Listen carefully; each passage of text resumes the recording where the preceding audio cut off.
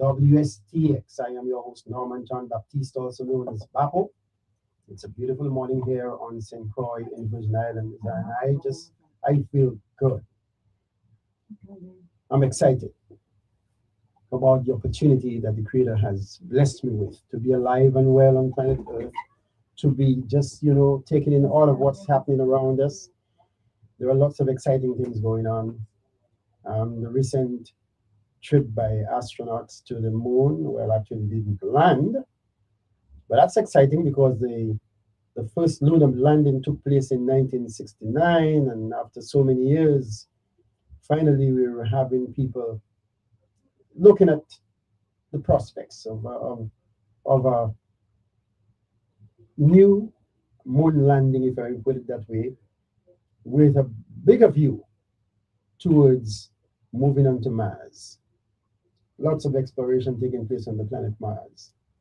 At the same time, we have all kinds of literature surfacing out there. I just dived into some written stuff last night. Where for some reason, I got up at 11:30, couldn't get to sleep.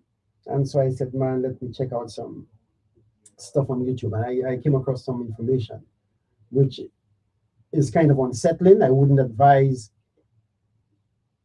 most people to go into that kind of stuff because it really unsettles you in terms of, the linear trajectory you had coming from a Judeo-Christian background and seeing all of these things being shared with you from sources that one would call extant. They're not the typical books that we find in the Bible, but yet they speak about similar subject to what's contained in the Bible, and they bring in the perspective of other writers.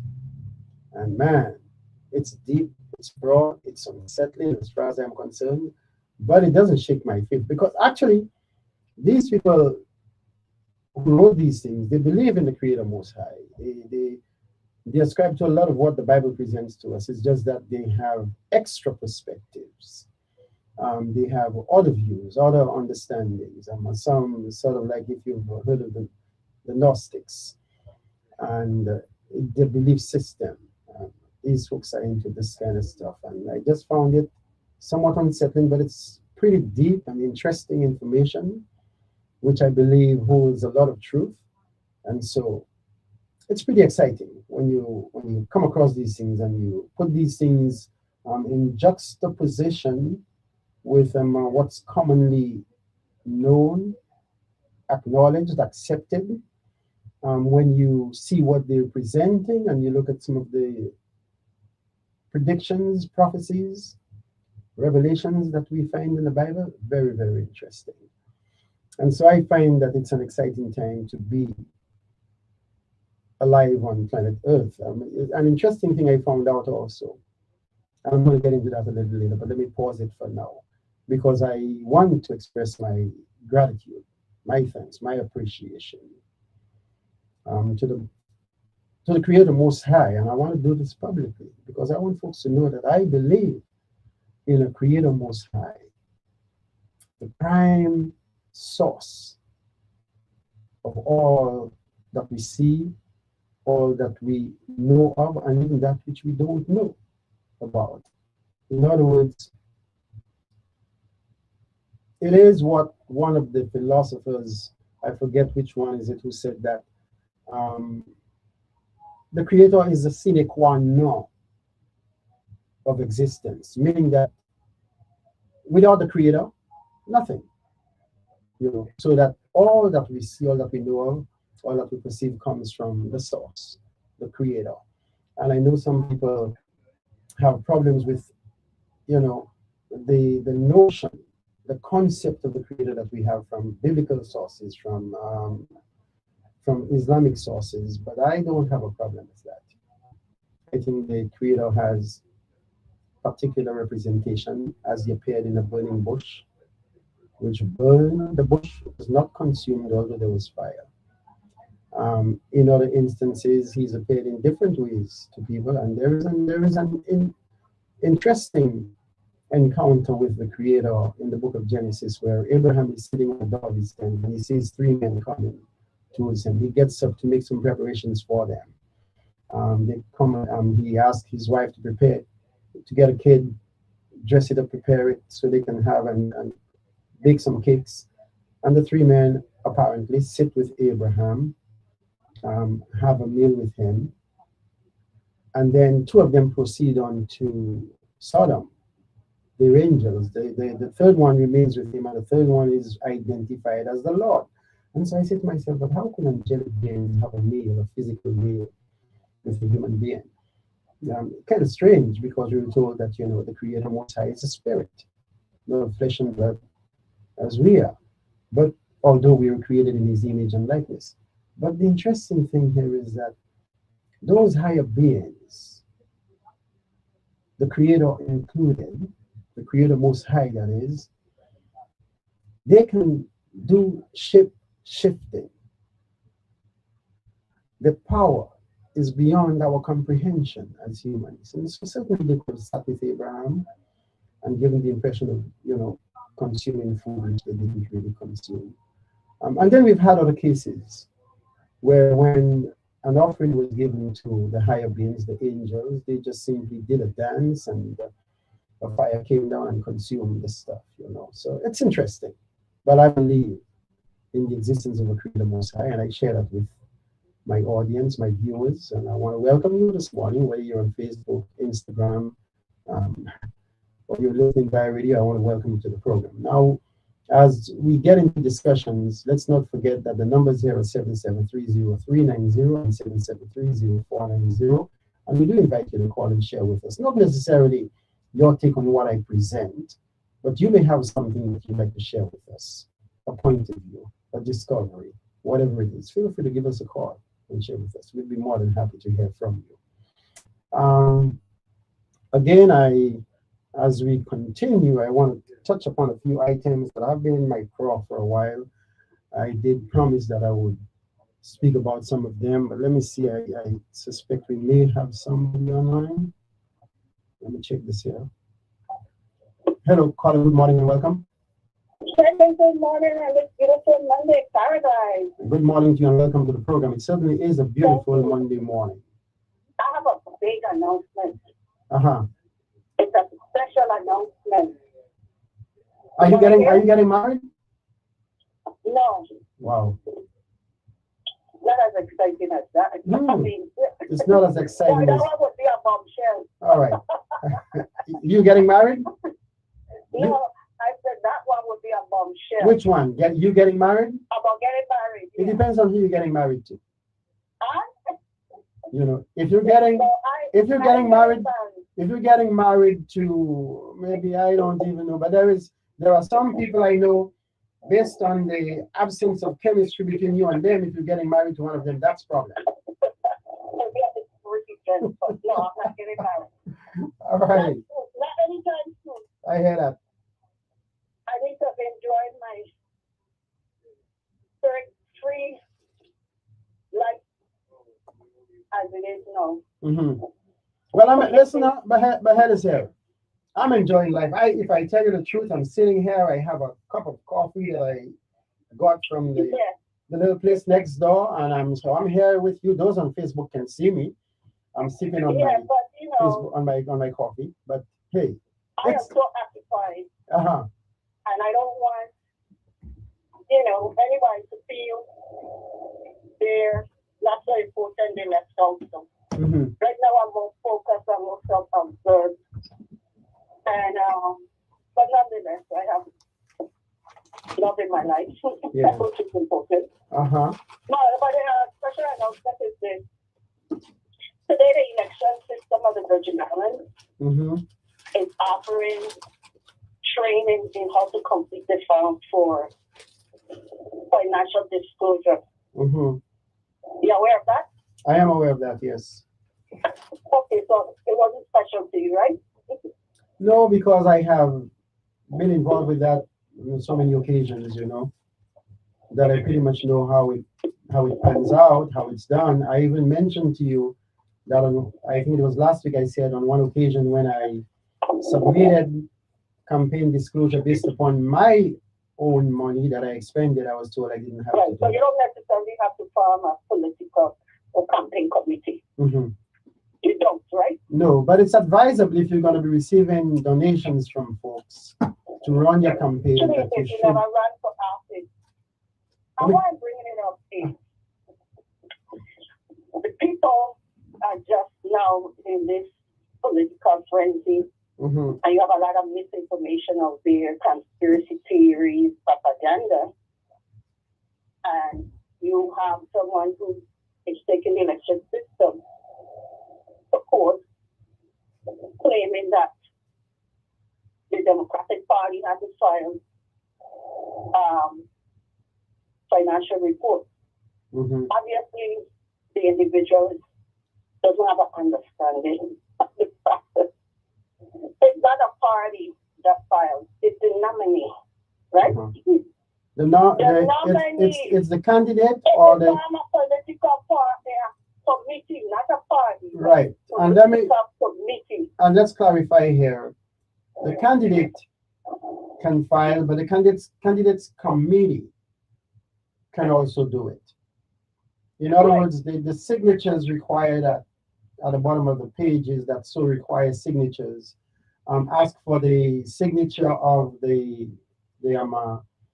candidate or the treasurer or committee chairperson. But there's a propaganda that those reports have been filed for over 20 years. But they're not identifying well who is the candidate. You can't vote that party. It's the candidate that's responsible, not the political party. When we have a primary election, because the number one political party is Democrat. I look so far, how many gubernatorial candidates are running as a Democrat? So why do you think we need a primary? People need to use their head, and knowledge is power. They need to understand the process. Now, it's not, you're aware of it, and it's not the first time they're offering this, right? Don't they ask for the training? Yes, they have. Fill out nomination papers and all that? They have done so in the past.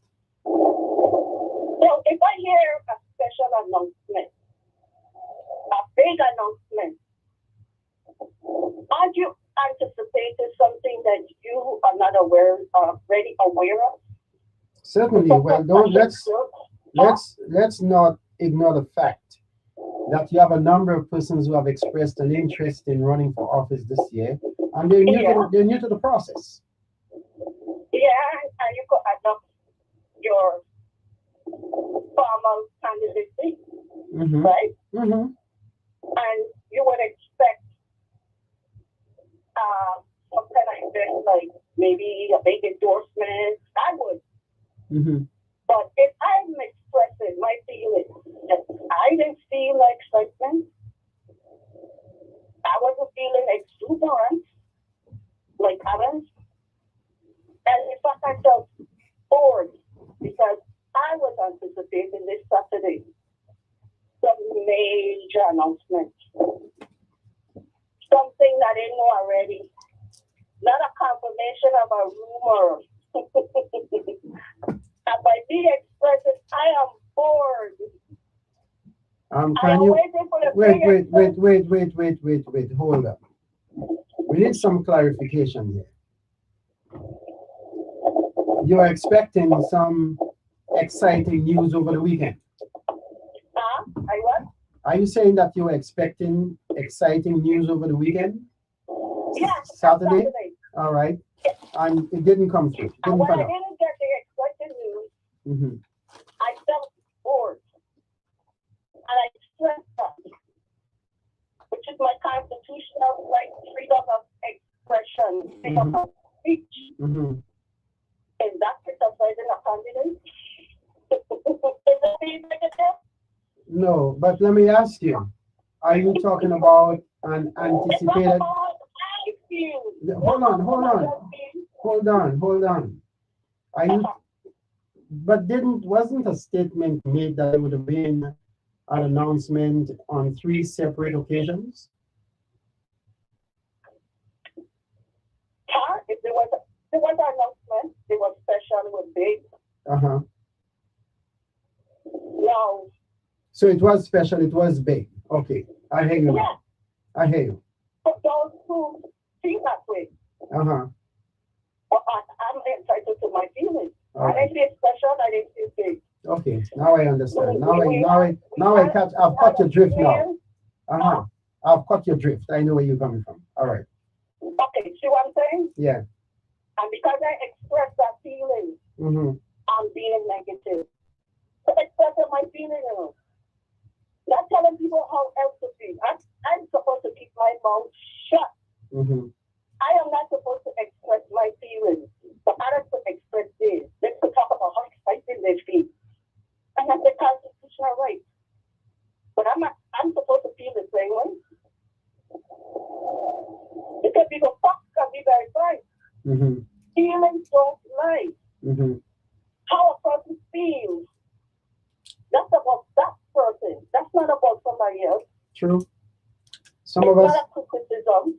Yeah, some of us love the rainfall and others don't. They understand the English language and they just want to provoke.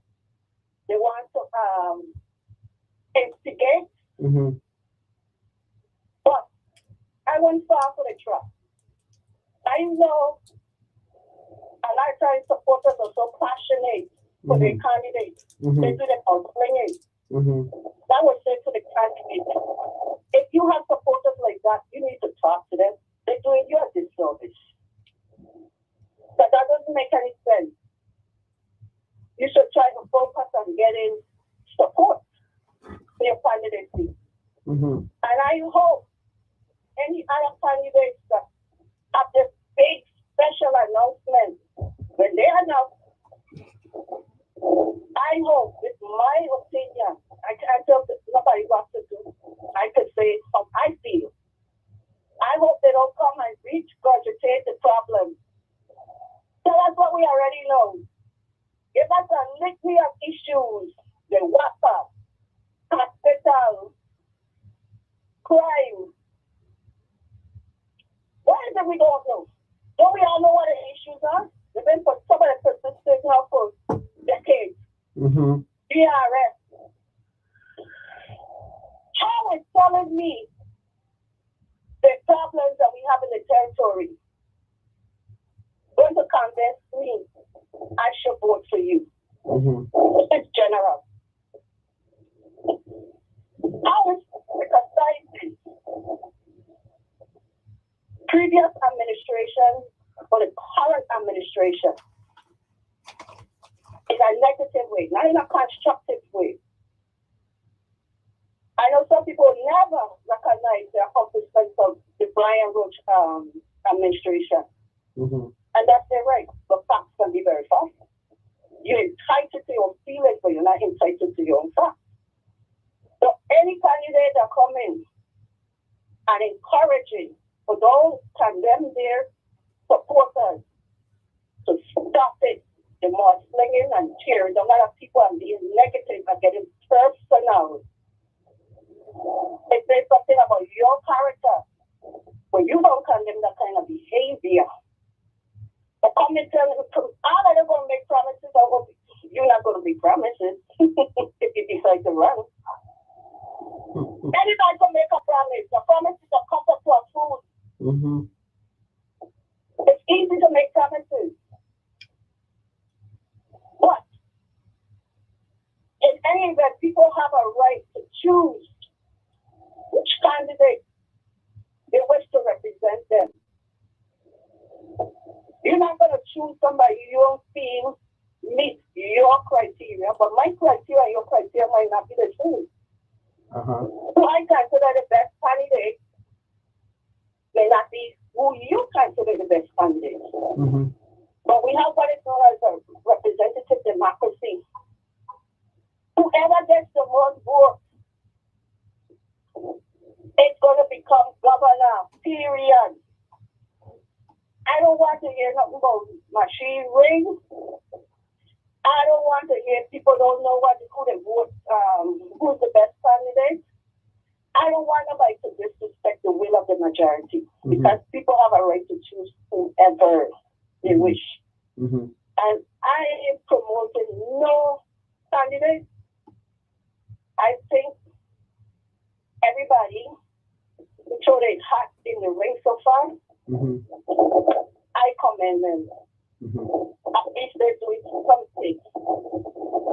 And not standing by and criticizing. Can I just only telling us all the problems? I hope not just throw your hats in the ring, but give us something specific that is a viable solution, feasible. Can I? Solution oriented. Yes, sorry. Go ahead. Yeah, I want to ask you a question. When you consider the fact that the United States of America, the electoral system in the United States of America has refused to give a woman the opportunity, well, not the opportunity has been there, but they've denied a woman of that opportunity to be president of the United States. Do you think that the people in the Virgin Islands are ready to allow a female to seize the opportunity to be governor of the Virgin Islands? Well, I could say this. I think it's a historic fact. The first and only female to win the primary election was Donna Christensen, the governor. That's on the record. I went and researched. The first female to run for governor of the U.S. Virgin Islands was Ruby M. Rouse. So Donna is the only one that won. Okay? So when I hear big and special, I ain't hearing nothing historic. We hear nothing new. I learn nothing new. We all know what is a problem. And I'm hearing solutions. But some people think they're solutions, but in my opinion, they're not viable. They're not, the dumbest one I'm here, and I'm not calling anybody. I'm not disrespecting. I'm just talking the ideas. This man today, wrap up and fire the CEO. God, like, that's all the problem. That's not going to solve the problem, but perhaps the composition of the board needs some restructuring, if I may. Yeah, I could say restructuring, but not just dismantle it. No, I wouldn't support dismantling the board. That doesn't make no kind of sense. Right? And I'm saying, I want to hear from candidates viable solution. I don't want them to get into this mud slinging and tearing down previous administration, current administration, incumbent senators. If you could do better, you tell us how. But trying to tear down somebody isn't telling me how you could do better. Yeah, and I support. Me about your character. Yeah, I support that. We shouldn't have to tear down people to build up ourselves. And then the funny thing though, you have people supporting defamatory statements. Calling somebody a pedophile enabler who has not been charged with any crime involving pedophilia is defaming the person's character. I would say anybody that's supporting a candidate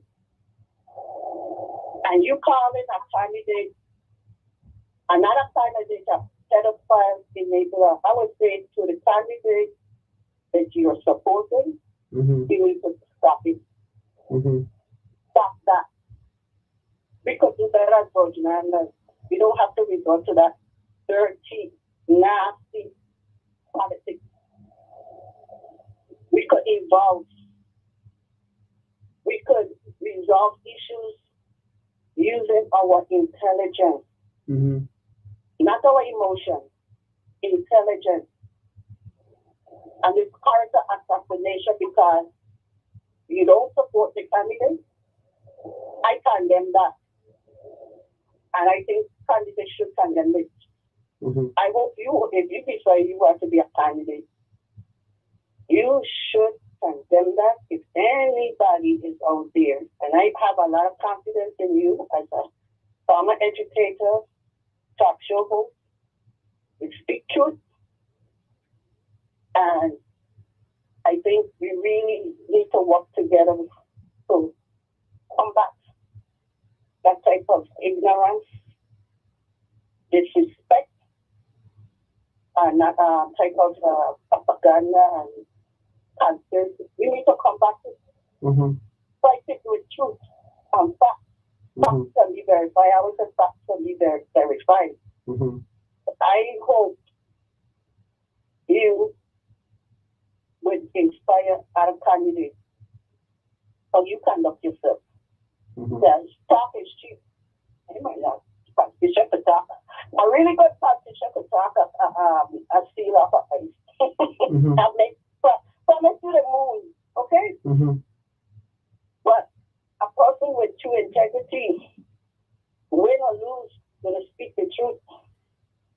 Well, let me just, since you've mentioned, let me just say to you that I would hope that across this broadcast, I have made myself clear in terms of values that make for decent human engagement.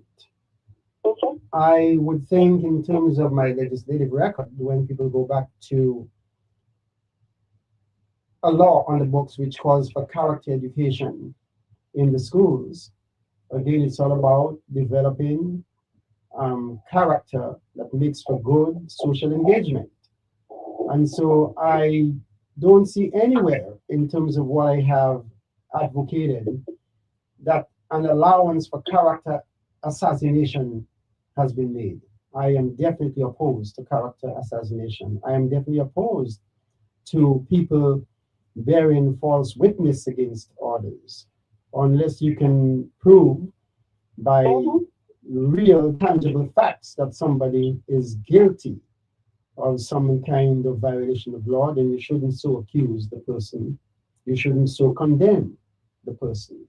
So if I may say, in terms of the Epstein scandal and mud being thrown around the place, I think that in many instances, nothing has turned out to be a proven fact. And we should refrain. We should refrain from calling people enablers unless we have proven facts to establish that. The person is charged, period. Okay? Yeah. If the person is charged with a crime, yeah. Because somebody killed somebody, you can't call them a murderer either. They have to be convicted of the crime. You could state a fact. The kill. Facts can be verified. But wait, no. But hold on, brother. Let's be for purposes of clarification. Let's suppose that I have a friend who is involved in criminal activity, but I am just the person's friend. We have been out to dinner on occasions. People have seen me driving around in his car on occasions. But the real criminal activity that he's been accused of has a lot to do with entering through the border and other avenues in the community where I have no control, no jurisdiction, no influence.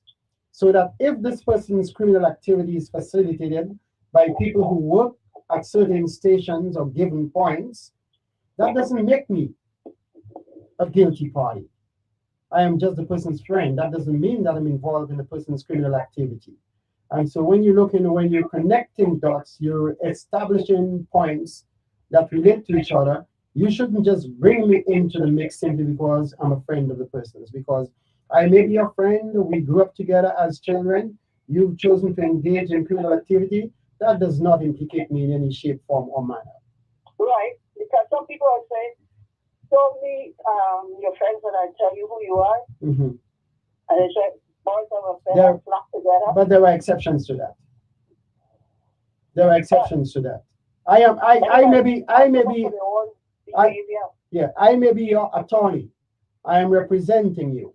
And as your representative at law, I decided to meet with you for lunch or dinner. And so we sat down, we were having a good time, we were talking about everyday matters besides the principles of the case in which I'm representing you. It doesn't mean that simply because I am representing you as an attorney and I've decided to set aside some time where I can sit and have dinner with you. I may even want to meet the members of your family to know a little more about you, your upbringing, and what have you. That doesn't make me a guilty party. Right. I thought that everybody's responsible for their own behavior, and every voter makes that decision. You shouldn't be condemned for who you support or your choice. And me personally, if I was a candidate, I would have a difficult time accepting campaign donation from a known pedophile. Hear what you just said, from a known pedophile. You said it right, from a known pedophile. Right. Okay. However, it is not a crime to do so. No, it is not. I would question, though, the integrity of anyone who only waits until the issue has become very controversial to condemn crime against children and women. Why wait until now you are a candidate? Why not condemn from before? Why not speak out on the issues from before? Because you don't have to be an elected public servant to be part of the community, to be involved, and to work collaboratively with elected officials to make the Virgin Islands a better place. Like you are no longer serving, but you continue to be involved in the community. You continue to educate, inspire minds. You talk about the issues, but I never hear you degrading no public official.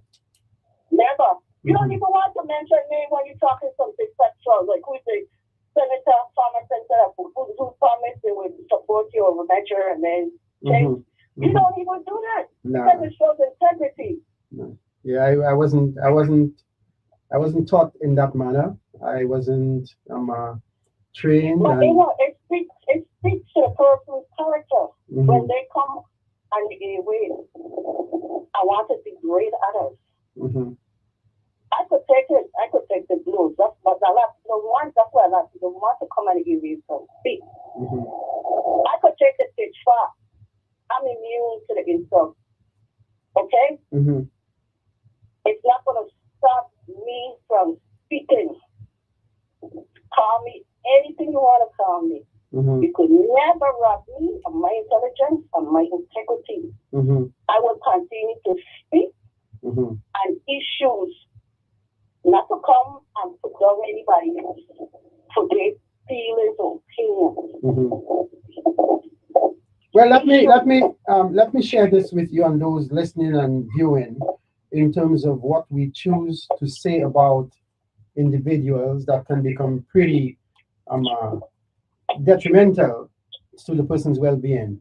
There is this case of a young woman, and I know that kind of like firsthand. Her stomach began growing. Christian young lady, and rumors began circulating about her. And clearly, she had messed or she gotten into some kind of sexual activity and that she was pregnant. And the rumors run rampant about this young woman, only to find out eventually that the young lady had a medical condition which was causing her stomach to appear like that of a pregnant woman. And people have taken this, run rumors saying about how she's been messing about with boys in the church, and all of this was totally untrue. Wow. So we got to be careful in terms of what we say about people without having any basis or foundation upon which to make such statements, you know. So just a word edgewise I'd like to share with you. Yeah. Well, like, that's why I said I always remember the one thing that my husband I used to say, small mind talk about people. Mm-hmm. That's what he meant. Mm-hmm. He meant about analyzing people's character, Mm-hmm. defaming people, Mm-hmm. making false statements, Mm-hmm. spreading malicious lies. Mm-hmm. My mother always said, if you have nothing good to say about a person, don't say nothing at all. Mm-hmm. Don't say nothing. Yeah. Another thing we have to watch here is that and I know one candidate who told me that after certain performances, he began receiving donations from people that he didn't know. But when he checked on, so when he made some, further investigation and he cross-referenced different checks, he found out that, it was one and the same person coming under different, appellation, if I may use that expression. And so he decided not to make use of the check. So you need to carry out some at least cursory review of the donations that you receive and the sources from which they come. But in many instances, when you receive a check, you may not be able to determine that such a person has been involved in untoward activity that you have no knowledge of. All you know is that the check is coming from a business person who supports your candidacy and wants to see your campaign move forward. So they've written a check to you, which conforms with what the law permits. And that's that. So a lot of times you may be receiving, most candidates don't do that to find out if this person has been involved in this or that, simply because they've received a check from the individual. You do a cursory research. And who is that person, by the way? I'm not familiar with that name. And then somebody's going to tell you, well, it is so and so. But you know of no known incidents where this person has been involved in egregious type behavior. And so you accept it. Now you may find out a couple of years later that person was indeed involved in certain things. And if there is some way in which you can make amends for having accepted a contribution from that individual, then you would so, Well, I hear what you're saying, and that's why I said, for me personally, I am not judging nobody. I'm just saying this kind of I if I know a person is a pedophile, and I know that's an issue that I have been speaking out on, I could not accept that donation if I know. Okay? Or what I would say is this. Take the money and give it to some charities. When you receive it and you know you're not taking it, but you're not declining it for your own. You're declining it for your own personal usage. I won't have a problem with that. You could donate it. Because if that's an issue, but maybe it's not an issue for everybody. Like I said, you answered the question already. I ask everyone, whether you are running for office or not, what you consider to be the 5 most important issues that must be addressed by the Virgin Islands government. You could answer the question without condemning anybody in particular. Mm-hmm. You could condemn the rising in gun violence, in domestic violence that we see, and how we address that issue. But they all tie together. Mm-hmm. So with educational level,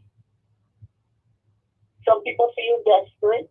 The economic crimes, Mm-hmm. they feel desperate, and they feel that's going to be a way out. But eventually they're caught. Most criminals get caught. Very few Mm-hmm. commit the perfect crime.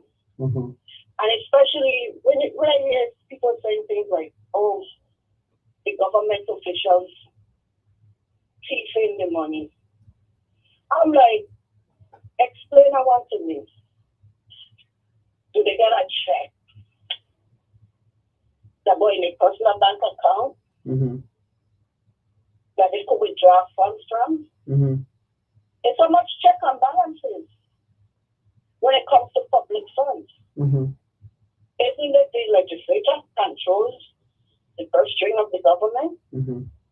Isn't it the responsibility of the governor to submit a budget? Mm-hmm.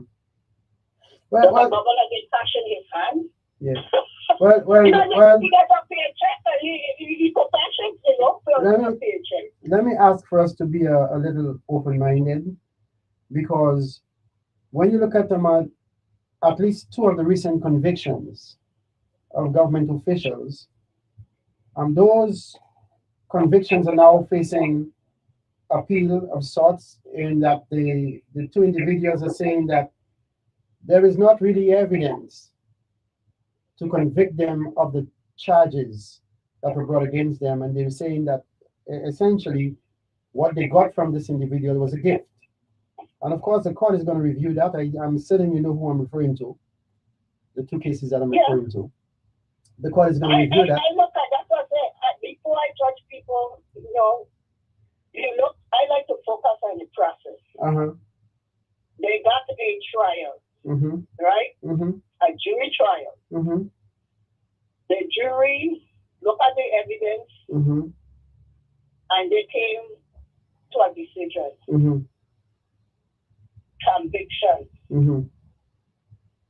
Now, a mistrial could occur if one of the jurors violated the rules, spoke about the thing, mm-hmm.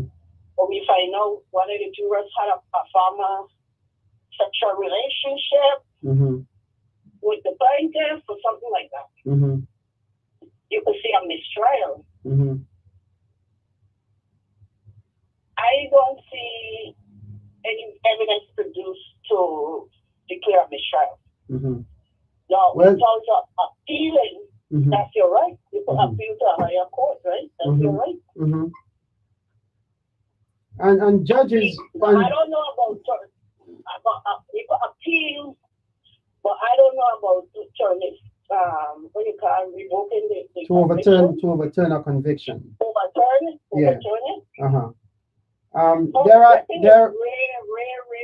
Yeah. When DNA evidence come out and show that there's no way possibly you could have committed crime. Mm-hmm. Well, here is the thing.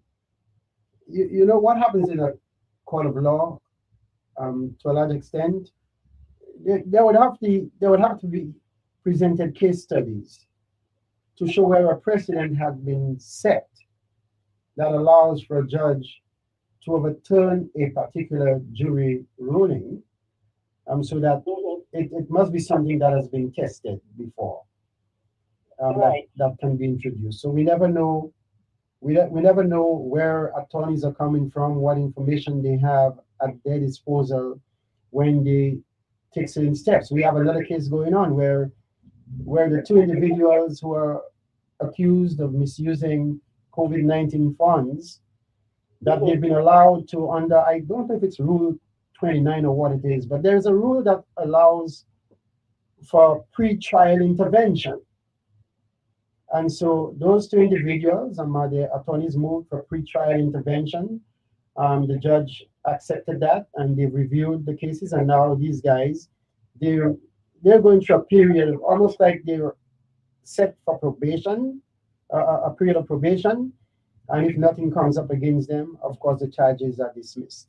And there are all of these procedures that we have as far as, court is concerned. But can a judge deny an appeal? Yeah, certainly courts can turn down your appeal. Okay. Merely because you appeal a court's ruling doesn't mean that you're going to be successful. Grounds must be established for judges to rule that they're going to overturn a conviction or ask for reconsideration or what have you. It doesn't just happen just so. But I want us to understand, when you look at the dynamic of these things, let me give you a case in point. Let's say I have a very good, because again, let me preface this by saying that once persons have served their time in prison, there is an allowance for them to re-register. Even though they have been convicted of felonies, they can be registered voters that participate in elections. You hear that? Yes. So that somebody who has been convicted, who has gone to prison, can now come and vote for me, even though that person cannot run for elected office. Now, here they say. They can't run. Okay, what they can run for certain offices, yes. After the sentences have been completed. Yes. This is a court. This is one of the courts I spoke about. In other states, it's across the board. Right. It's not singled out for legislators. Right. You can't run for governor if you're a convicted felon. Right. In many states. Period. You can run for the president. But they don't separate it out. They don't be like, you can run for the local legislature. You can't run for the local legislature, but you can run for mayor, you can run for anything else. They don't do that. This is the only place that I am aware of that has that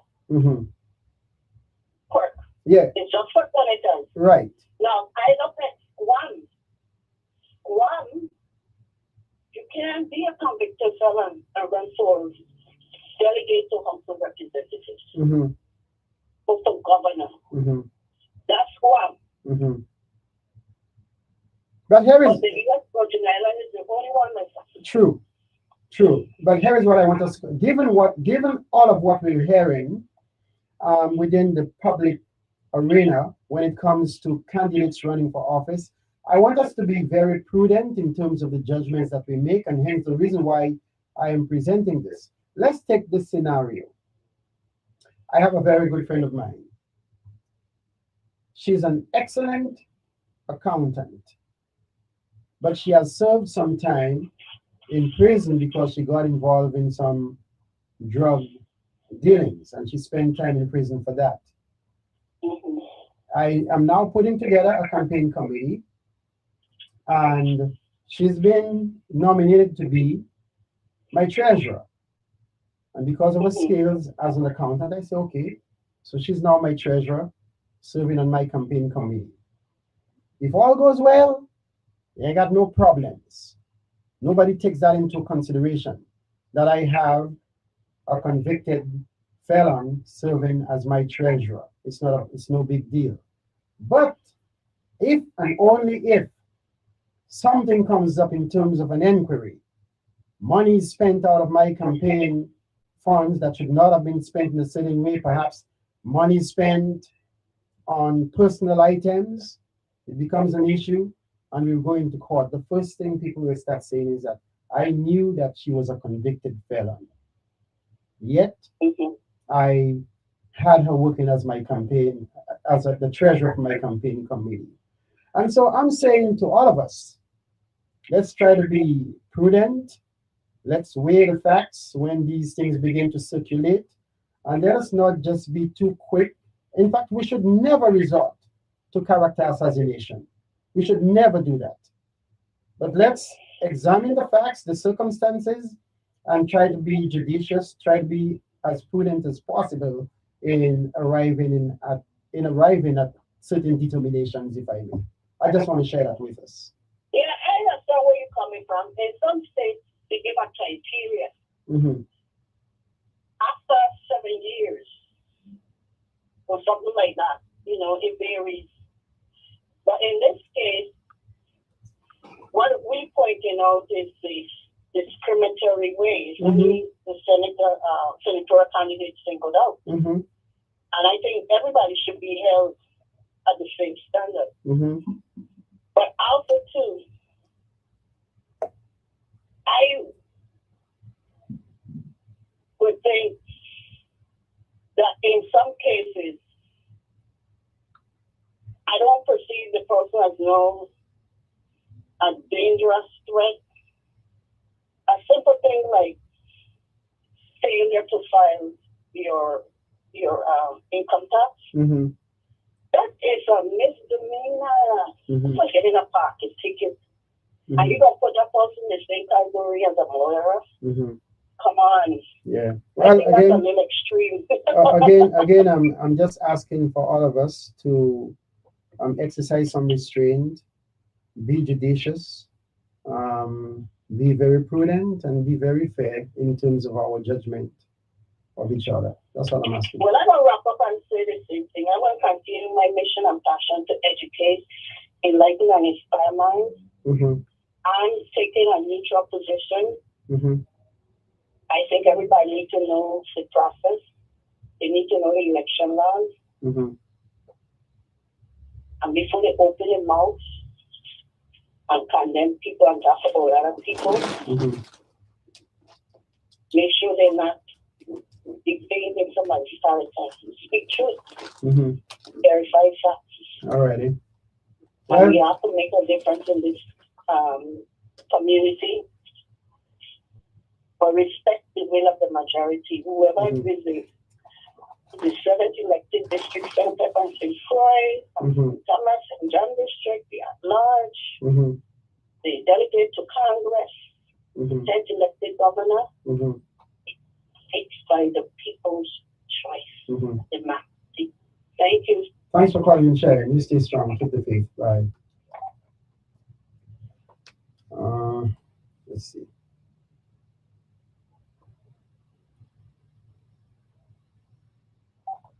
Hello, caller. Good morning and welcome. Young Bob. Good morning to you. Welcome to the program. Yes, how are you today? How was the weekend? The weekend was great, but you guys, man, you need to stop it, man. You need to stop it, my brother. You guys, eight killed in Louisiana by a guy who's supposed to be a vet. A shooting over in Iowa, 5 injured. In North Carolina, another shooting, and that's young people getting involved in this crap. I always tell you that you and I, that's why we get along so well, because our minds are being synced, and that's exactly what I call you about. Because the family in Louisiana, I know, Louisiana has been a stamping ground of mine for several years, decades. Matter of fact, I had a great-granddaughter, just graduated from LSU as an attorney, legal, law degree. So, the family I know, and I was going to ask you, what do you think? It is something in the air, the food we eat, the water we drink, what exactly it is. But then I will answer it myself and say it, and you could expand on it. It is the lack of thought and love in our heart. Because when you're going to, 7 of the 8 children that were killed are his. Yep. The 2 women that are in the hospital clinging to life, one is his wife, one is your old friend. I know these people. Why? Yesterday. Well, before you go on to that, let me just share this with you and those. I know some will take exception to what I'm saying, but I just read recently where a physician says that the lack of folate in the diet is one of the critical underlying basis for what we call autism, the autism spectrum. True. And I had heard before from other experts that, I'm talking about nutritional experts and physicians, that there is some nutritional deficiencies that lead to autism, whether it is in the prenatal phase, how the mother feeds herself or whatever. And so we must understand what has transpired in America principally, but also in other parts of the globe, where we shifted from the agricultural practices that were organic, if I may, where we began to alter the foods that we give to our people, where they're genetically modified and all kinds of red, blue, and FD and C, yellow, and all kinds of things being placed in the foods that we consume. And so that has an impact on us physically as well as mentally, because the mind operates through the brain, you know. That's right.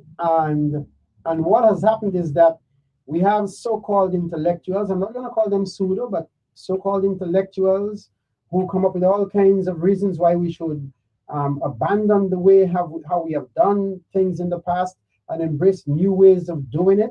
And we fall for that, even to the point where, for example, when we look at cannabis, Mary Jane in particular, how Mary Jane has been used in primitive cultures, basically for ceremonial uses and what have you, medicinal purposes, but we have come to make extensive recreational use of the herb. And that has negative impact based on what we're learning from certain experts that have done the research. I'm not saying that people shouldn't have recreational things that whether they ingested, what have you. We drink alcoholic beverages when we get into social gatherings, but there must be some kind of restraint, exercise in terms of how we do it.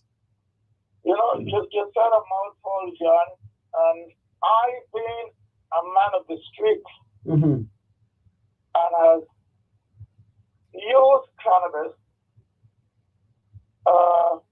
I did not allow myself, even though I could have, gone into heroin and cocaine, heroin and cocaine.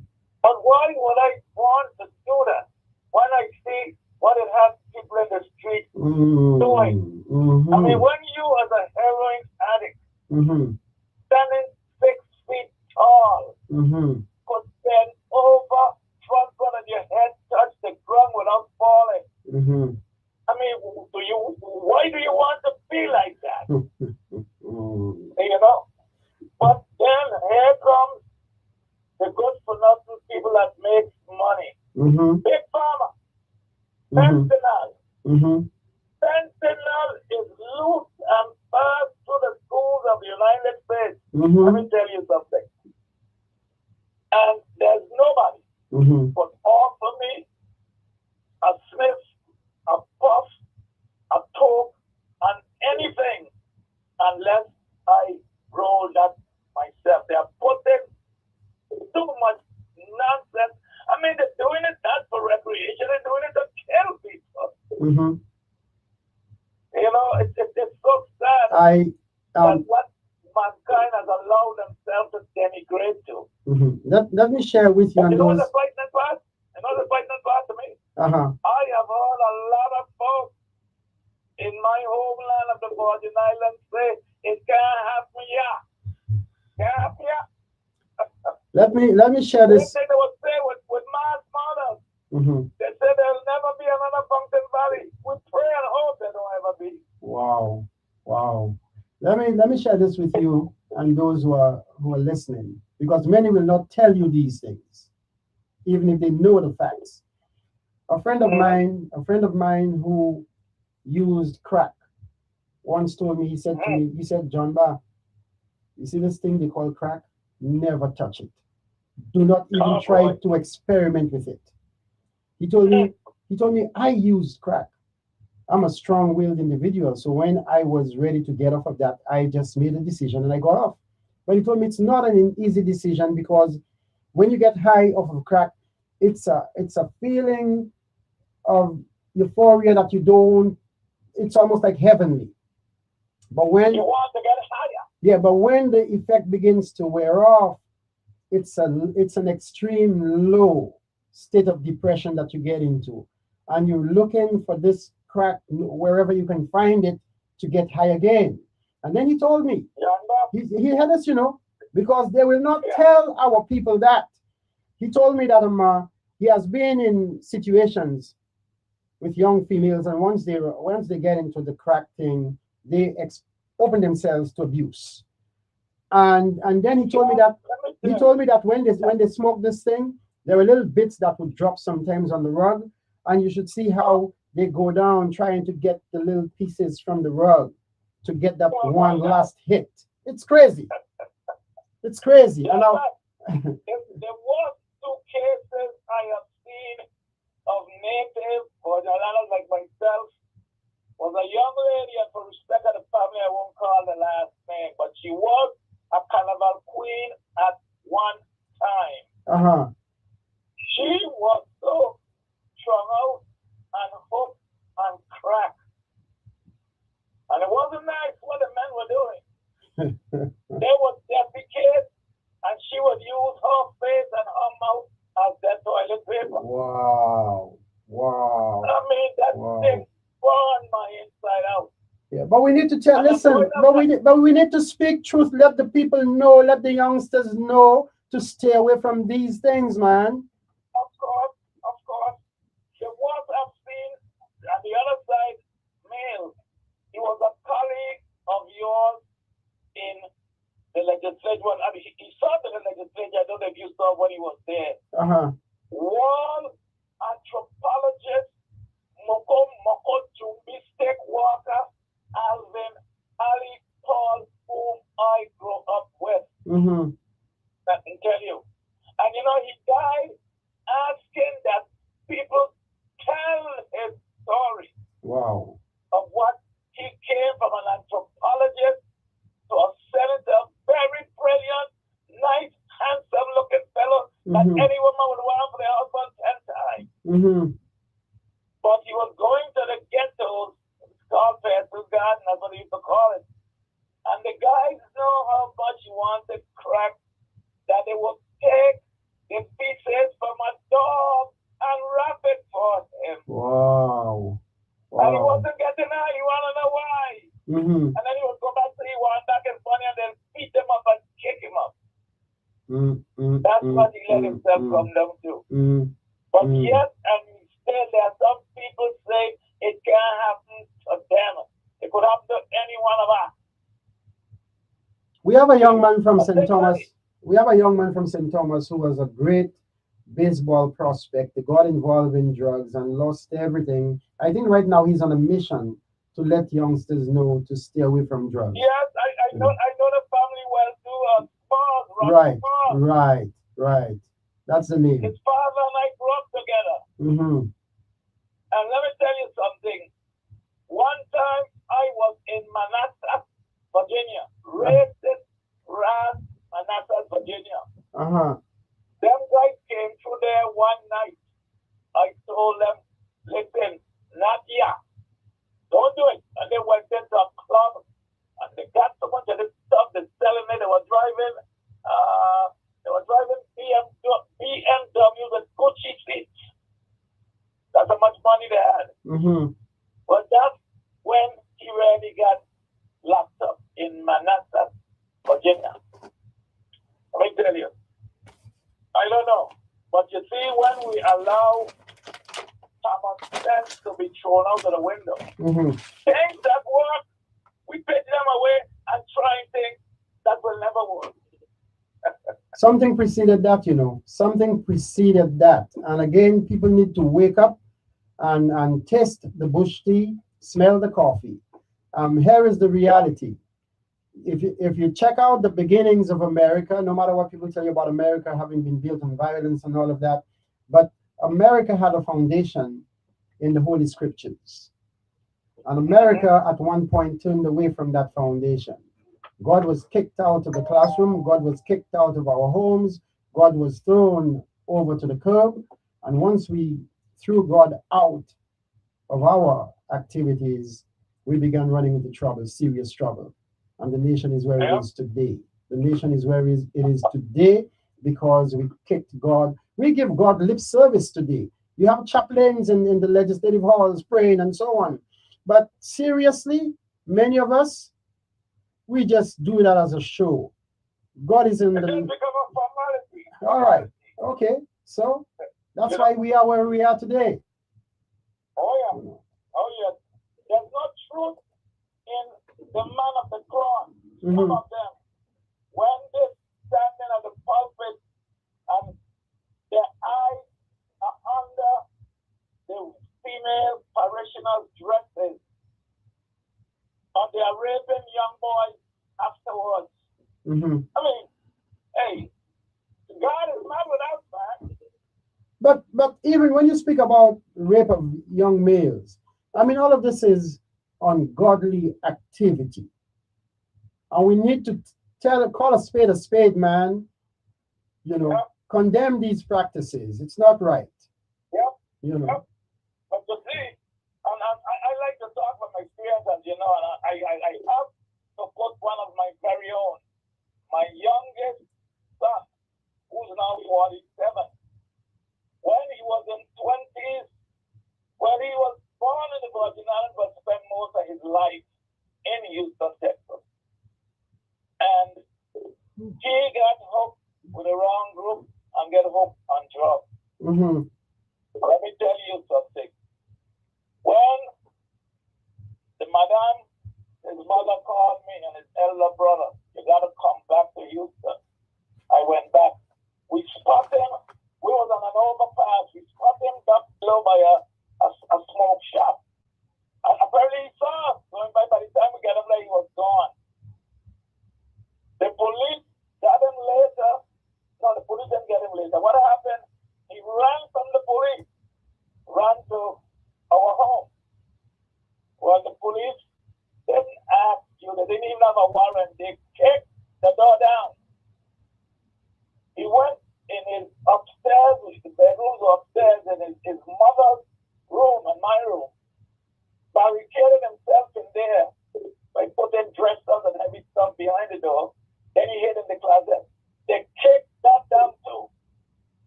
And if it wasn't for the cry of his mother, don't kill my son, that he was so high and stuff, he was fighting for a policeman. And they whipped him all over his head with a billy club. Wow. Let me tell you, experience. And I beg anybody's child, if I have an enemy, I beg my enemy to keep a look on your children. Thanks again, Jack. All right, thanks for calling and sharing, my brother. Stay strong. Keep the faith. Of course. Bye. Yes, sir. All right. Which one is that? Hello? Hello, caller. Good morning. Hello? Hello? Good morning. Good morning, and welcome to the program. Good morning. Yes, starting with I guess last week and into the weekend, there were three things that came out about marijuana and THC.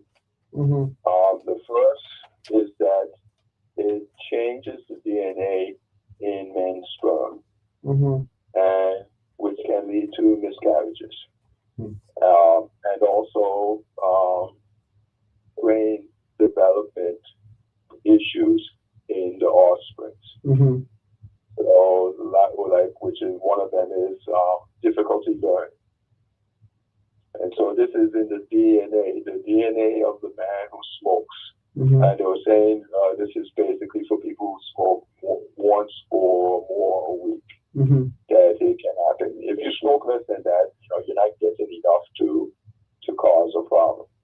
But if you're smoking at least once a week or more, this can happen to you. That your DNA of your sperm can be changed, and then if that is impregnates a woman,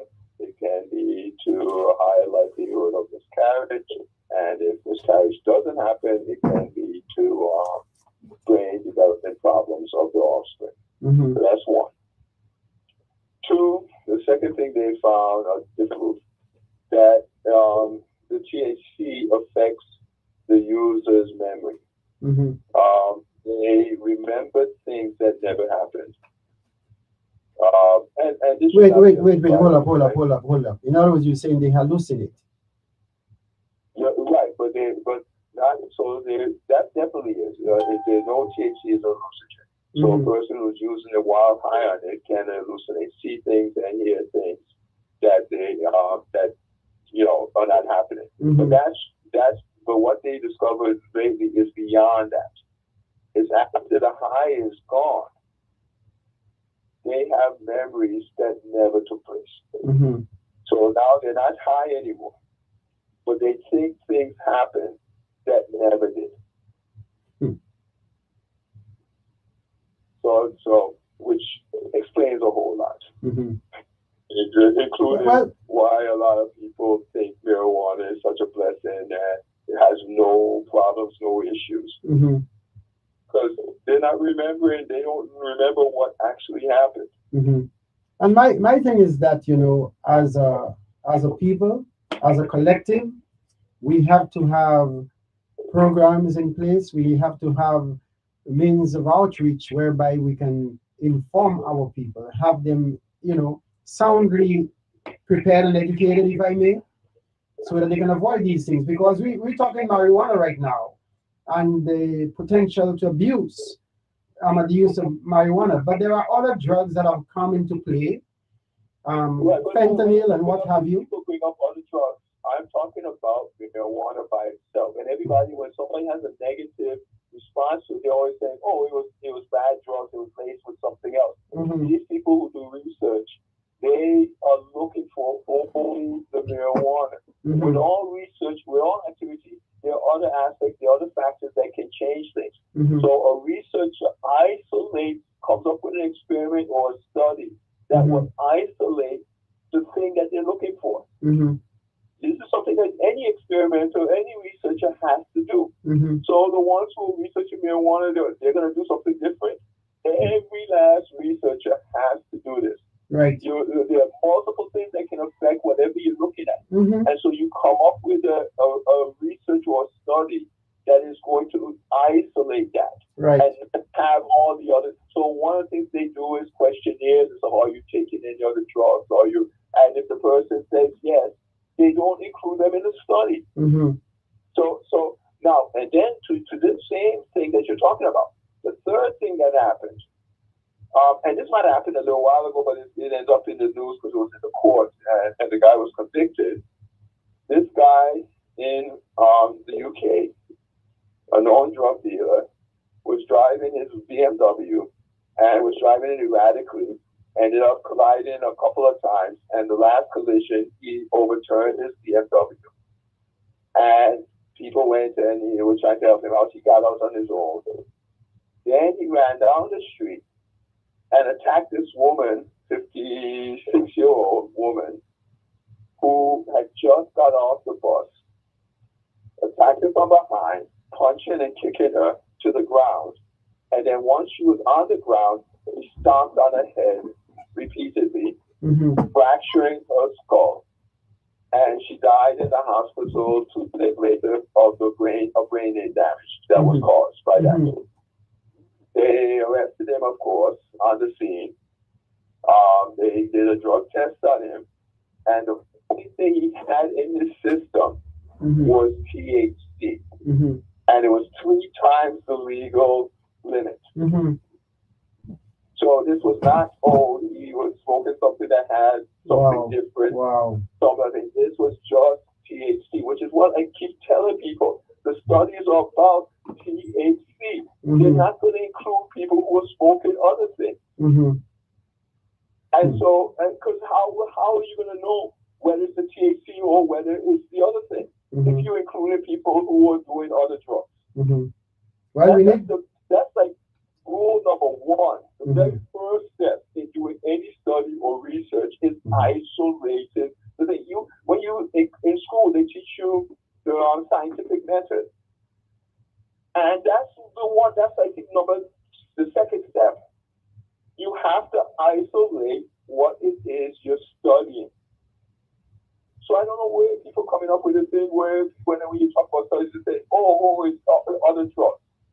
You'll be the dumbest researcher ever. You'll be laughed out of conferences.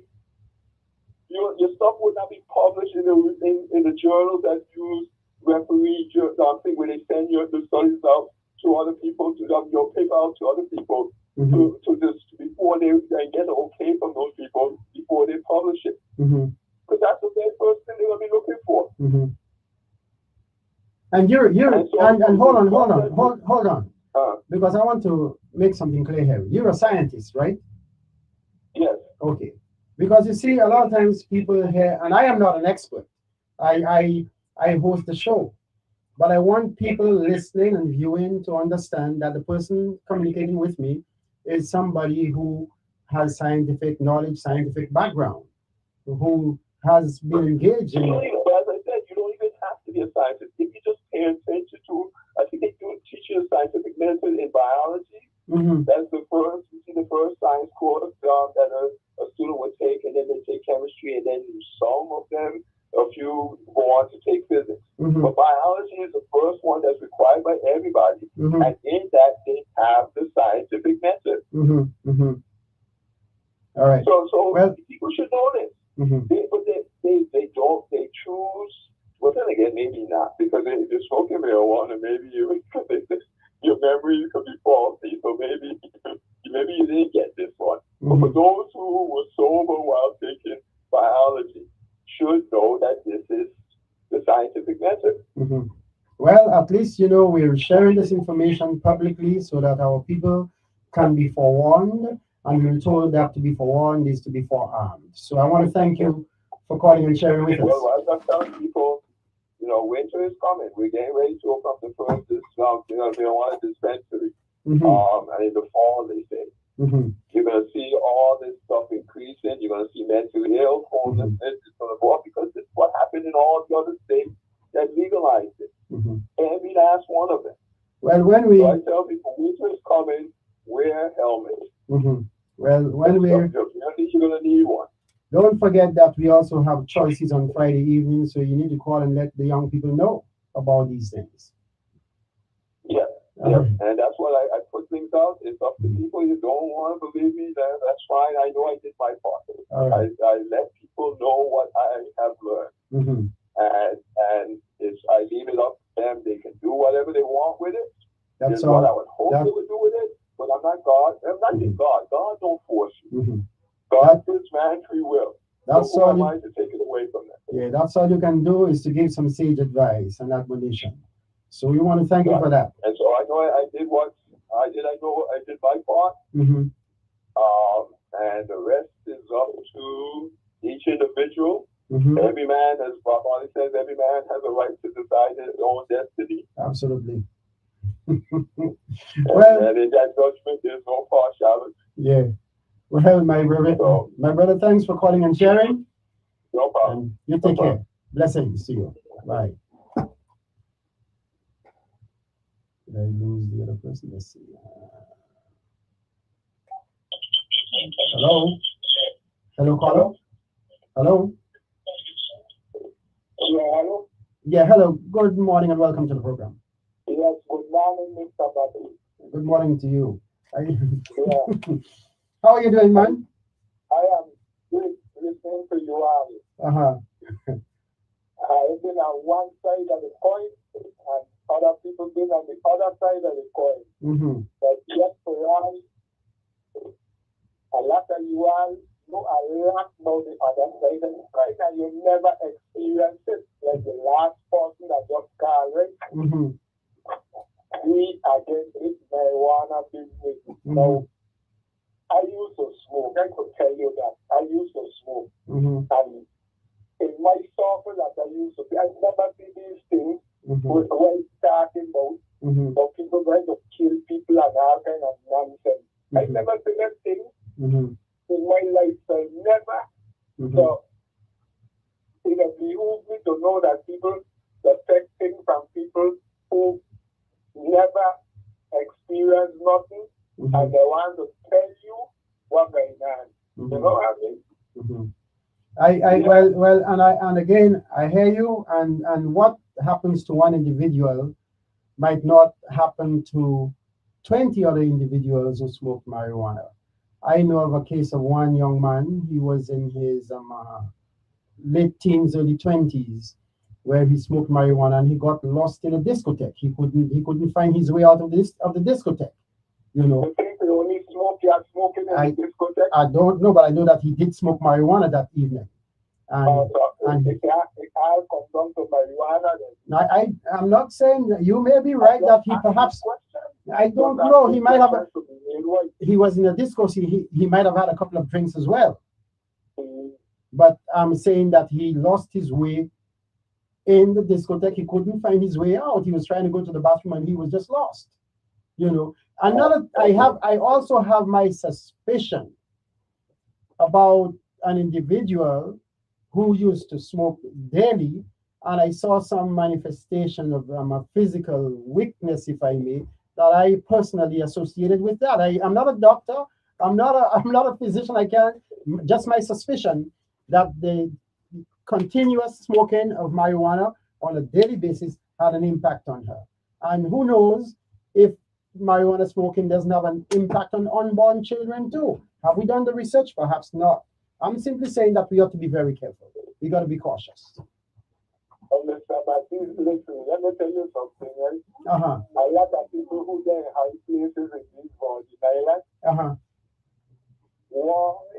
is marijuana smokers. I'm not surprised. I'm not surprised. I'm not. Listen, listen to me. I'm not surprised. I walked into a lawyer's office with a friend of mine, and the first thing the two of them got into was to snort some cocaine. Okay, that are used drugs, a lot of them. All right, so that are performed excellently according to our judgment. Yeah. That are function in the job excellently. Because I want to call no name, but people who've been governor already, I smoke weed with them already. Listen, we ought to tell the truth. I was invited to a party. We ought to tell the truth. I was invited to a party at a doctor's residence, and at one point, marijuana was passed around, and I watched specifically a superintendent of schools who was at the party, had his legs crossed, and when they brought this thing around to him, and there were lots of teachers at that party. When they brought it over, he simply said, "No, I don't want." But you had all kinds of teachers and big shots in there smoking marijuana that evening. People are doing it around the people. People don't come out like this, so high pollution, like they know and they never experienced it yet in their life. Yeah. I don't watch them when I've done this. You can't tell me who been there. You understand? Yep.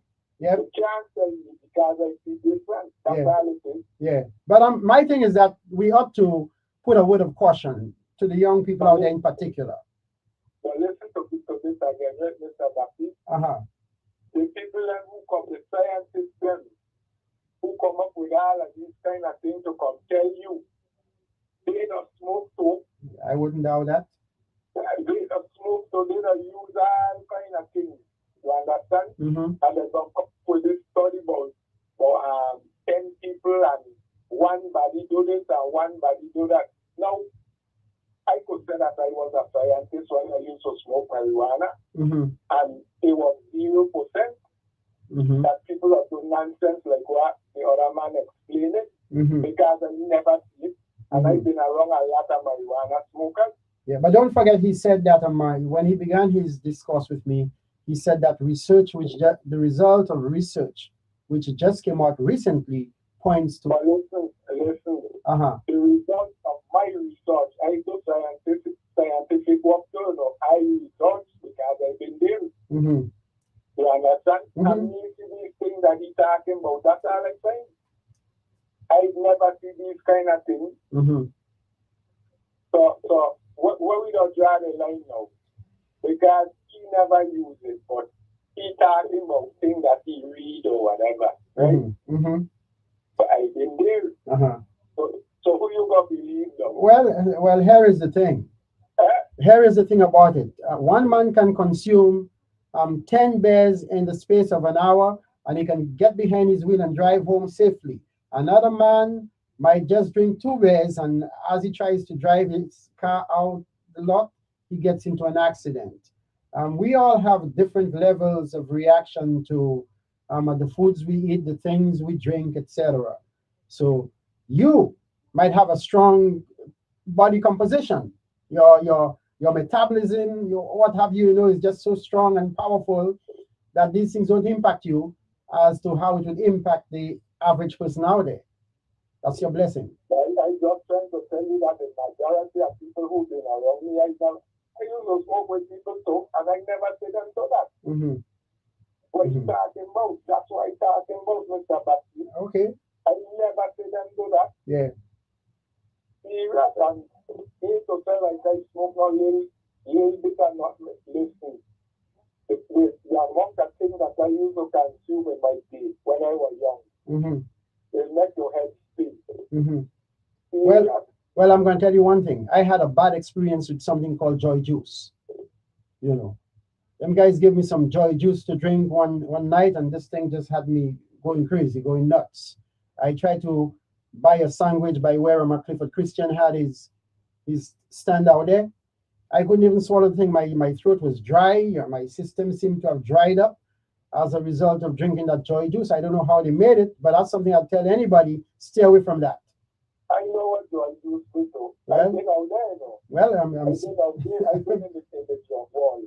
Well, I'm telling you.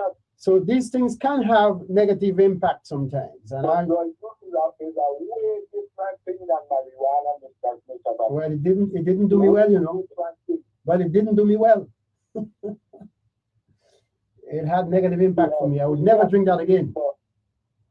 Sometimes when people come and tell me things that I will never use, I don't want them with that jam, so I didn't know what the hell they're talking about. I hear you. Yeah.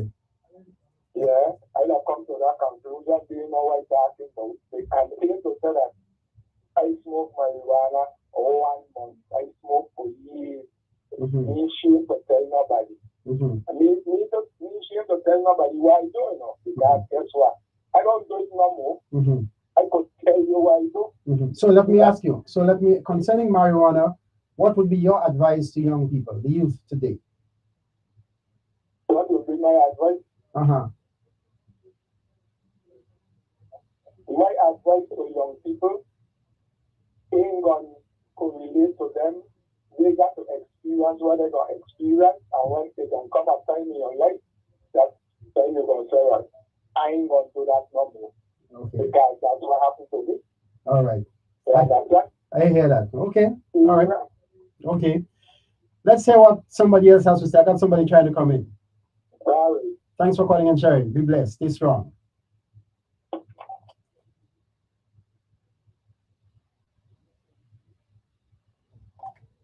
Hello, caller. Good morning and welcome. Yes, John Bob. I heard the gentleman that they call Mr. CC. Where I heard he would call him. He also called him his physicist. And in recent times, I hear him refer to the gentleman as his trenchant caller. I have heard people call that man all kind of names, say all kind of things, because they don't want to hear the truth that he is saying. I too, because I heard them say, oh, he's a Yankee. At first time when I heard him, which was a very long time ago on radio, I thought too that he was a Yankee because he speaks with a heavy Yankee accent. It wasn't until I heard him say on this very said radio station when I came back home. That's when I realized that he is a Virgin Islander with a crucial. Myself, even though I don't yak, I always talk. I try to speak proper, not even the Queen's English. I just rip a papa in the people in Spanish. But I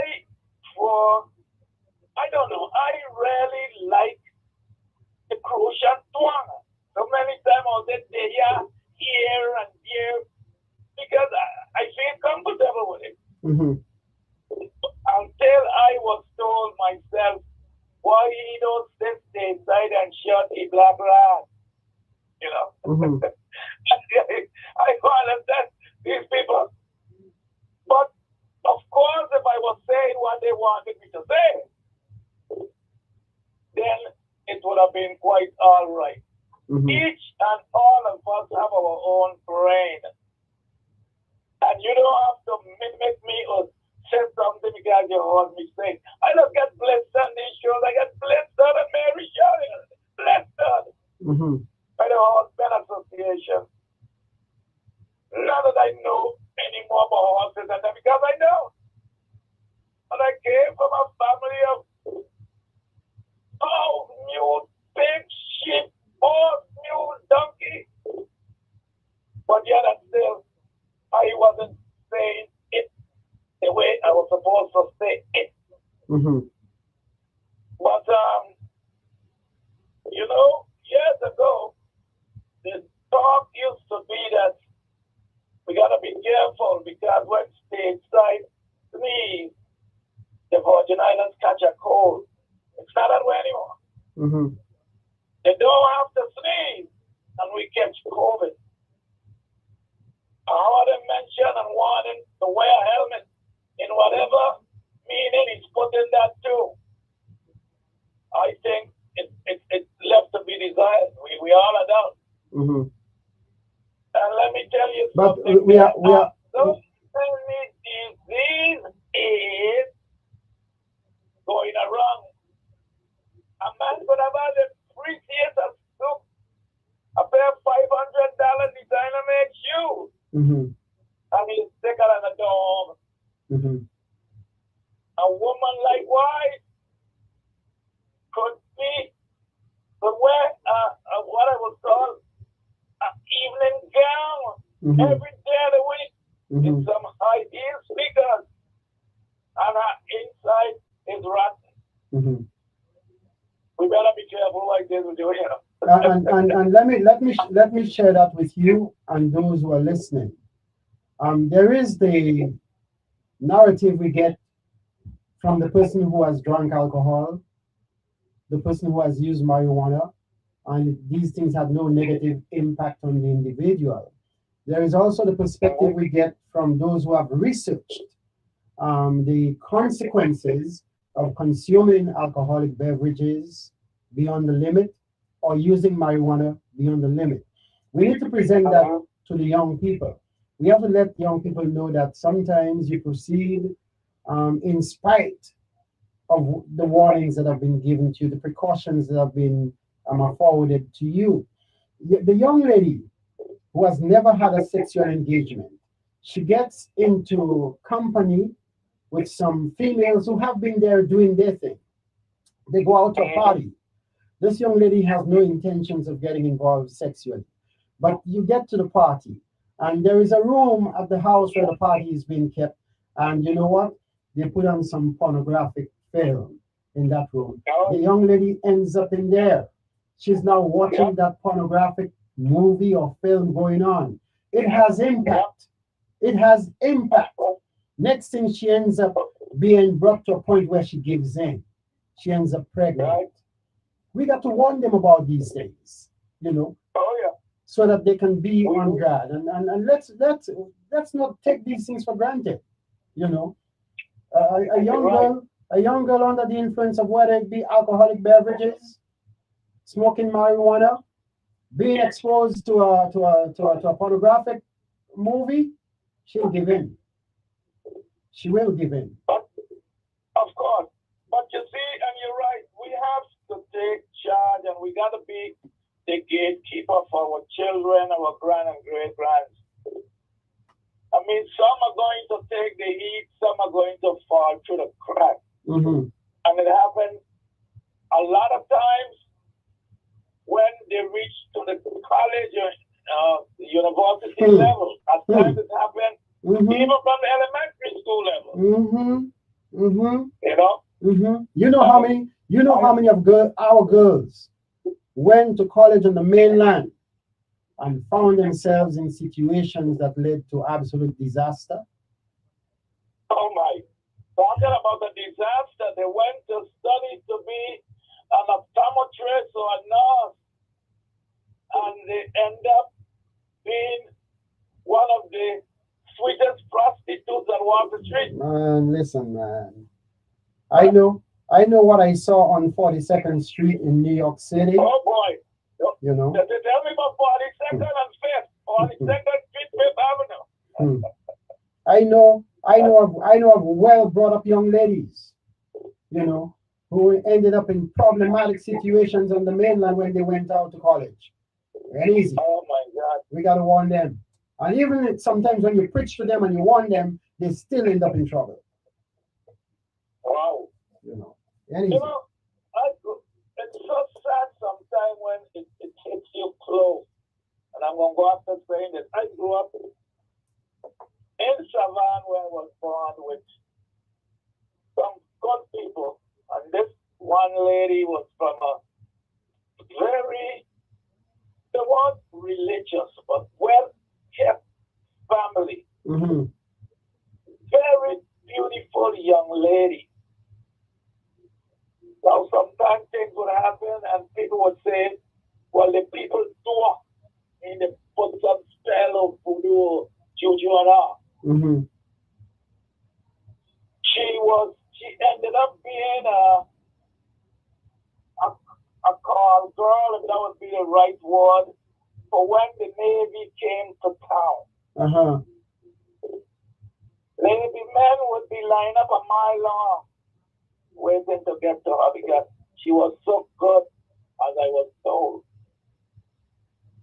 Well, one night in Roosevelt Park, what is now Veterans Park, whatever came over that young lady, just in her 20s at the time, Mm-hmm. she started screaming and going out, I want a man, I need a man, I want a man. Wow. And there was police there, she snatched the police baton from his hip, and she was using that as what a man would use on her. I mean, it was, oh my God. I mean, it wasn't a nice thing. It wasn't a nice thing. Whether people did or so, or she was oversexed. And as we used to say back in the day, she had white liver. I'm getting the liver white. Yeah, I've heard of that. You know. So anyway, almost coming to time, I got to jump on my car. You got home safe. Thanks very much. All right, then. Blessings to you again, man. Take care. Bye.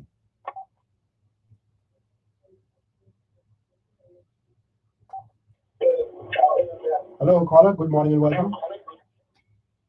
Hello. Hello? Yeah, hello. Good morning. Oh, yes. Yeah. So the caller before last was saying that you have to experience something to know it. Mm-hmm. But if you look at life, that is so not true. Do I have to experience a gunshot to my head to know I don't want to be shot in the head? Or can I look at what happens to people who get shot in the head? Mm-hmm. Does a doctor who treats you for cancer have to have cancer beforehand for you to believe them? Mm-hmm. I had a cousin that was, when I was in grad school, he was in vocational school for air conditioning, and he and another student got an opportunity to work at an appliance store that did that. Mm-hmm. And so eventually they were brought on the call, and there would be a new piece of equipment, and my cousin would know how to fix it. Mm-hmm. This is the first time they encountered it. He knew how to fix it. Mm-hmm. And the other student was like, how do you know how to fix this? They haven't even taught us this yet. Mm-hmm. And my cousin told him, well, at lunchtime while you're out back on playing basketball, I'm inside reading the manual, reading the stuff that came with it. And so that's how I knew. So he knew how to fix the stuff because he read it. Mm-hmm. He didn't experience it. Nobody taught him it. Mm-hmm. He read it and was able to understand. And I knew exactly what he was talking about because I had the same experiences. Mm-hmm. They teach you stuff in school, in class, then you get your hands on the display. And I found based on what I read, I was able to operate the stuff effectively. Mm-hmm. People do this every day. Right now, there are people doing it right now. So what he's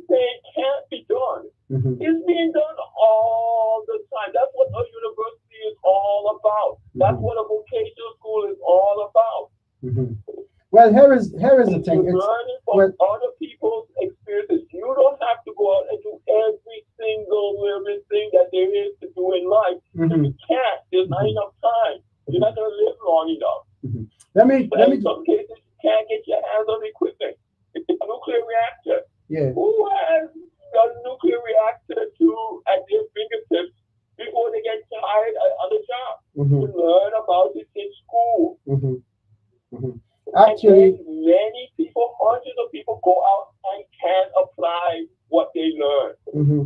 This is, and that's the thing. We're encouraging our children to believe you can't learn or experience anything unless you have experienced it yourself. Mm-hmm. I've never experienced anal sex, but I know that's not for me. Mm-hmm. Based on what I hear and stuff, I know that is something I don't want to experience. Mm-hmm. Well, here is saying I gotta experience it first to know I don't like it. Yeah. Well, here is the thing. What's important is where we strike a balance. Some people tell you experience is the best teacher, and certainly the guys who have had experience can present a perspective that somehow will get our attention. But that doesn't negate the fact that those who have done the readings, the research, can present valuable information to us. Let me just give you a more practical case. And that's how people get ahead. Well, they don't have to experience everything themselves. They can learn from others. I am in agreement with you. That's what we should be encouraging our young people to do. Not to go out and experience everything themselves. And we strike a balance. I agree with you. The pastor who has never had sex, never been married, but he has read from several sources, and in particular, the Holy Scriptures, he can counsel a married couple, notwithstanding the fact that he has never had sex and he has never been married. But a guy who has had sex and who has been married, based upon his personal experiences, can also counsel the young couple. A lot of them can. A lot of them give you very bad advice. You know. And that's the same thing. Most people who experience stuff do not learn from it. They don't pay attention. They don't observe. They don't think so. And so a lot. How many people you've gotten advice about relationships, especially the guys who have had tons of girlfriends, mm-hmm. and they give you horrible advice. They mm-hmm. never marry. Mm-hmm. They never settle down. Mm-hmm. They've been experiencing stuff, but mm-hmm. they haven't been learning from what they experienced. Mm-hmm. So they haven't been paying attention. Mm-hmm. And so they give horrible advice. And you know it's horrible advice because you can see in their own lives. Mm-hmm. Their own lives are not going well. Mm-hmm. So this thing telling you about, oh, you guys, that is the worst thing you can tell a child. Mm-hmm. Because that leads to disaster. Mm-hmm. They go around thinking that, oh, nobody knows anything. So when people are warning them about their behavior, you have a priest or minister warning somebody about their criminal behavior, they ain't going to pay attention because, oh, you never did this, you never did that. The person ends up in jail. Now they learn. Now they understand what that priest, the minister, and teacher who's never been in trouble.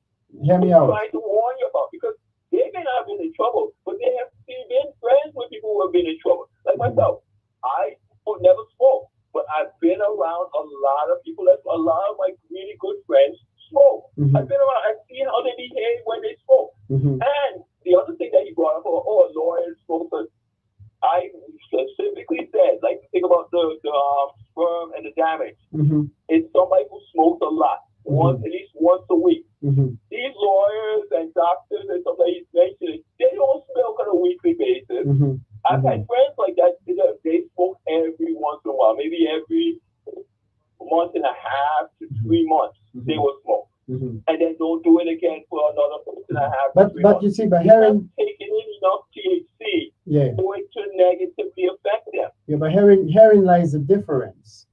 You're speaking in terms of research that uncovers some kind of DNA alteration as a result of smoking marijuana. Now, the brother in his experiences isn't talking about that, because clearly, you know, that's not what he's looking at. He didn't say that. Well, he perhaps didn't say it, but certainly we can deduce from what he's saying, what he's presenting, is that, you know, he's not dealing with such matters that they're so scientifically. But even in other matters, people, researchers, they have to to read, they can't just look at 8 people, True. 10 people, 20 people True. to be taken seriously. There's amount that they have to, so they're looking at going on 80 to 100 people. He doesn't have that experience. Yeah, okay. So again, his experience is very limited compared to the researchers. Yes, they may not smoke, and they a lot of them they won't. I have yet to run it, and I've met many physicists of many different nationalities. I've yet to run into one that smokes. But let's not. I know what it takes. Yeah. So I know you can't do it while if you're going to do it on a regular basis. Yeah, sure there's some that smoke, again, like my friend. They smoke every 1.5 months, every 3 months. You're taking a little bit of THC that is not going to negatively affect you. All right. Well, let me share that with you and those listening. I'm married for 40 plus years to my wife, and I can tell you one thing. In spite of all what the researchers tell you about what may lead to breakdown in families and high divorce rates, etc., I can certainly put them to silence in terms of the experience I've had of 40 plus years of living with my wife. I think I can best. But that's normal, because there is no only thing you guarantee. There's only one guarantee in life is death. Every living thing will eventually die. Everything else is about probability. All right. People who have shot themselves in the head and survived. I know a woman who got shot 6 times in her head by a boyfriend and survived. People, the Golden Gate Bridge, a lot of people in San Francisco, a lot of people go there to commit suicide. It's a very high risk. Some people survive the fall. They don't know why. Most people die. But some people survive. Okay. What's it? Is that the law of probability? Probability. Some things you're more likely to happen to you. Some things are less likely to happen to you. But nothing is guaranteed to you in life. All right. But death. Okay. My only thing to both of you is that let's not fight over it. He has his experience-based presentation to make. You have your research-based presentation to make. Let's put it on the table and let folks decide. All right? Yeah, he has a handful of people that he can talk about. Researchers have hundreds, thousands, because there are different people doing these research. Okay. So yes, you can find 1 or 2. There's a man who smoked from since he was 20, and he was 96 years old, no lung cancer. All right. It happens. Yeah, it does. I know that. Will tell you it happens. Yeah, I know that. Yeah. But let me hold you there because I got somebody else trying to come in. Yeah. So let's hold it there. Thanks for calling and sharing. Right. But but this is the thing researchers know. Okay. All right. Thanks. Bye.